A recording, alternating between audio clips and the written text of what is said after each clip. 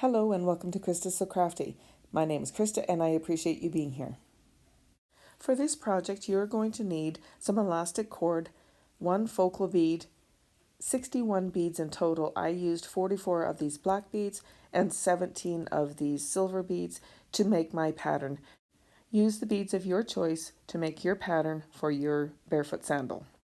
Basically, you're just going to take and lay out how you want your pattern to be, and then just start putting it onto the cord.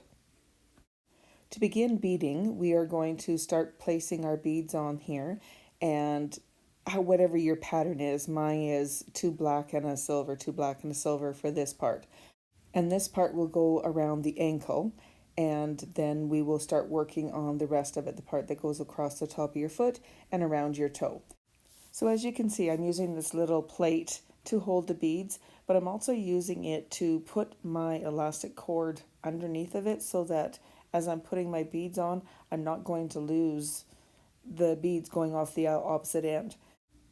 Now that we have all the beads on for the ankle part of the barefoot sandal, we need to tie a knot, and this will hold those beads snugly together.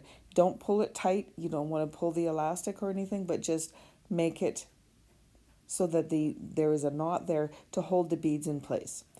Once we get this done, then we can start adding on the rest of the beads that will go up and across the top of the foot, and then we will make as well the toe piece. Now we can take our decorative piece, our focal bead, and we can add that on. So you're going to put both strands of the elastic through the bead and push that down in there snugly, and then we're going to start adding on the rest of the beads. So as you can see, I do have the second barefoot sandal created already, so I'm going to use that as a pattern to make the second one. That way they will match, and that's just the way I want it. Of course, if you don't want them to match, you can do them however you want, but that's how I'm going to do these ones. Once you have enough beads to go across the top of your foot, you need to separate the 2 elastic strands, and we're going to start putting beads on either side. And so for mine, I'm going to just do my pattern 2, 1, 2, 1 until I have enough to go around my toe, and I will complete the same on the other side.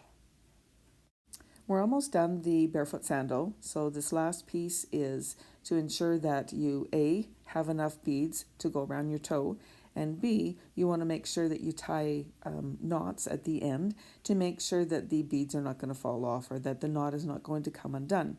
Now I do put 3 or 4 knots here. I want to make sure that it's not going to come undone at all.